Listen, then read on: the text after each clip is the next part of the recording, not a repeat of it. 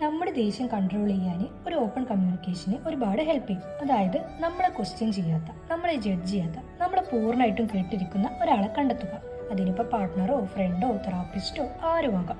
അവരുടെ അടുത്ത് പോയിട്ട് നമ്മൾ ഫ്രീ ആയിട്ട് ഓപ്പൺ ആയിട്ട് കമ്മ്യൂണിക്കേറ്റ് ചെയ്യണം. നമുക്ക് ദേഷ്യം വരുന്ന സിറ്റുവേഷനും അത് കൺട്രോൾ ചെയ്യാൻ പറ്റാത്തൊരവസ്ഥയും എല്ലാം ക്ലിയർ ആയിട്ട് ഫ്രീ ആയിട്ട് സംസാരിച്ചു തുടങ്ങണം. ഈ ഒരു പ്രോസസ്സിലൂടെ കടന്നു പോകുമ്പോൾ നമുക്ക് നമ്മുടെ മൈൻഡിനെയും ബോഡിനെയും നന്നായിട്ട് റിലാക്സ് ചെയ്യാൻ വേണ്ടിയിട്ട് സാധിക്കും. ദേഷ്യം കൺട്രോൾ ചെയ്യാൻ നമ്മൾ ചെയ്യേണ്ട ഒരു കാര്യം ആ ഒരു സിറ്റുവേഷനെ മനസ്സിലാക്കുക എന്നുള്ളതാണ്. അതായത് ഇപ്പോൾ പാരൻസിൻ്റെ ഒരു കാര്യം എടുക്കുകയാണെന്നുണ്ടെങ്കിൽ അമ്മ മകനോട് ഭയങ്കരമായിട്ട് പഠിക്കാത്തൊരു കാര്യത്തിന് ദേഷ്യപ്പെടുന്നുണ്ടായിരിക്കും. ഇതേ കാര്യം അച്ഛൻ വരുന്ന സമയത്ത് അച്ഛൻ അത്രത്തോളം ദേഷ്യപ്പെടുന്നില്ല. കാരണം എന്താന്ന് വെച്ചാൽ അച്ഛൻ ആ ഒരു സിറ്റുവേഷനെ നോക്കി കാണുന്ന രീതിയിലല്ല അമ്മ ആ ഒരു സിറ്റുവേഷനെ നോക്കിക്കണ്ടത്. നമ്മുടെ ഈ ഒരു ചിന്താഗതിയിൽ എന്തെങ്കിലും വ്യത്യാസം വരുത്തുകയാണെങ്കിൽ എൻ്റെ ഈ ഒരു ദേഷ്യത്തിനെ കൺട്രോൾ ചെയ്യാൻ പറ്റുമോ എന്നുള്ളത് സ്വയം അനലൈസ് ചെയ്യാന്നുള്ളതും ദേഷ്യം കൺട്രോൾ ചെയ്യുന്നതിൽ വളരെ ഇമ്പോർട്ടൻ്റ് ആയിട്ടുള്ള ഒരു കാര്യമാണ്.